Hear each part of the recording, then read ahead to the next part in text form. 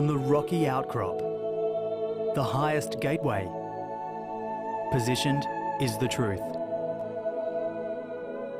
That it is time for strangers to meet and sing to each other silent prayers.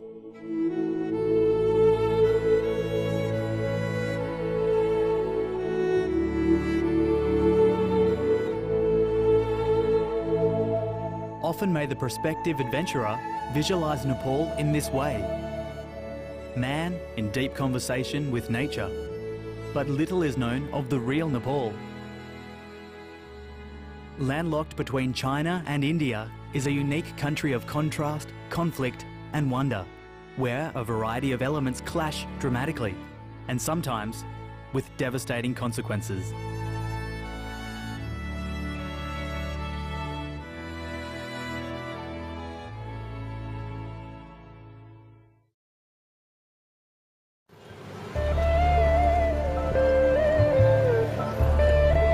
This is Kathmandu.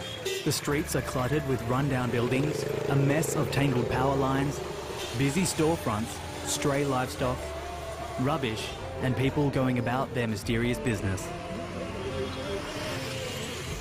Alongside the holy places of Eastern prayer exists the hustle and bustle, the ceaseless honking of horns, and the babble of business that is all too familiar to the West.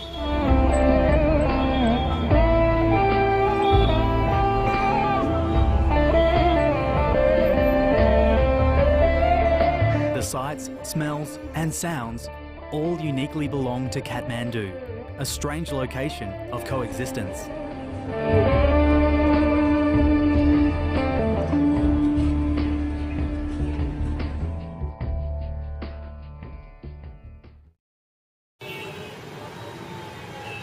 Travelling around Kathmandu is not easy. Little is known of the realities to the uninitiated. Often does the public transport system come to a standstill due to protests. Political unrest, corruption, pollution, overpopulation and poverty are but a few of the unexpected attributes of the region. Walking down the streets, you may see the signs of chaos approaching. A truckload of soldiers may speed past, and you may hear the sirens and voices in unison chanting their protest.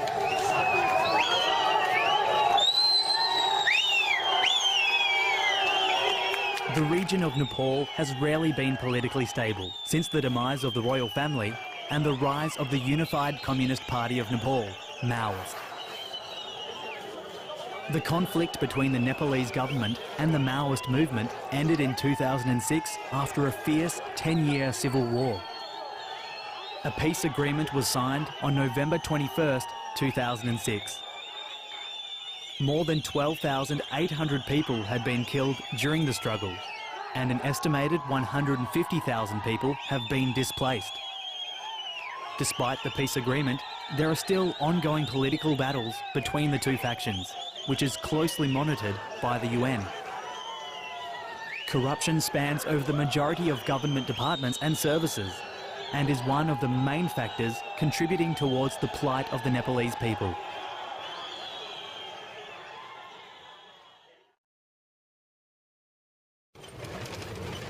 With a need to explore Nepal deeper, I set out for Chitwan. It was a long and arduous journey over hazardous roads.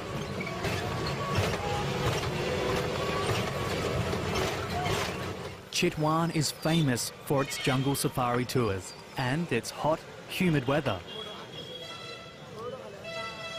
Temperatures can soar as high as 43 degrees Celsius from March to June. But no matter how strenuous the conditions are, there are far more worrying issues. Those living in extreme poverty have it far worse.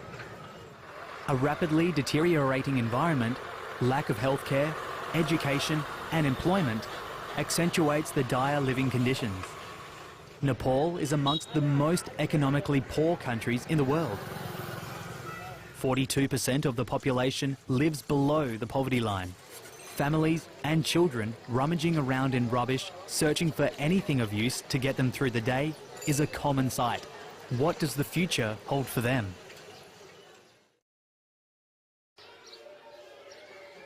In Chitwan, I volunteered at this community school for 2 weeks. It was a life-changing experience. I was asked to teach basic English to the kids. But they were more interested to play and ask questions about where I was from.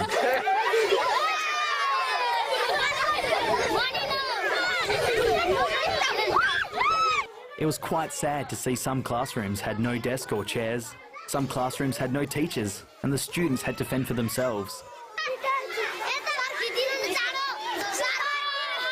The education system in this country is below standards, and it makes you wonder what the future holds for these kids.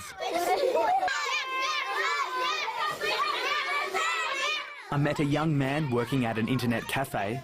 He had a degree in computer science and was earning only $130 US a month. Imagine how little those without an education are making.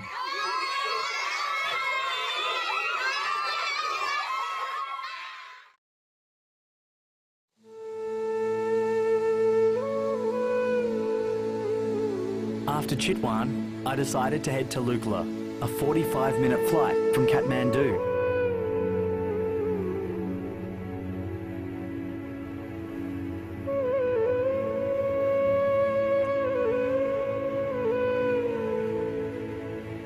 Neapl was where my journey to the Everest Base Camp began. It is one of the world's most dangerous and highest airports at approximately 9,380 feet. I was nervous during the flight, and I wanted it to be over quickly. Thankfully, I was distracted by the scenery. In the distance was my first glimpse of Everest, and before I knew it, it was time to land.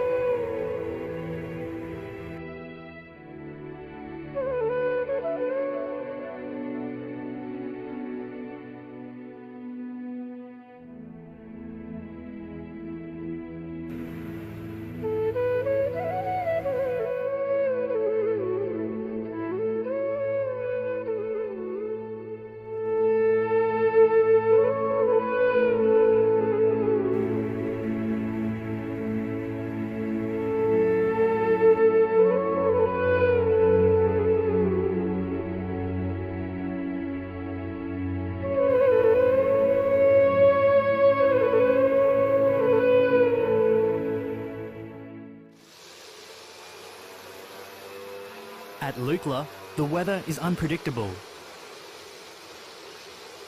On October 8, 2008, a small aircraft crashed and went up in flames as it tried to land in foggy weather. 18 people were killed, including 16 tourists from Germany, Australia and Nepal. Flights are only permitted for early morning ever since. There is only a small time frame for charters to land, refuel and take off. The runway is so short that pilots have to rev the engines for maximum takeoff speed.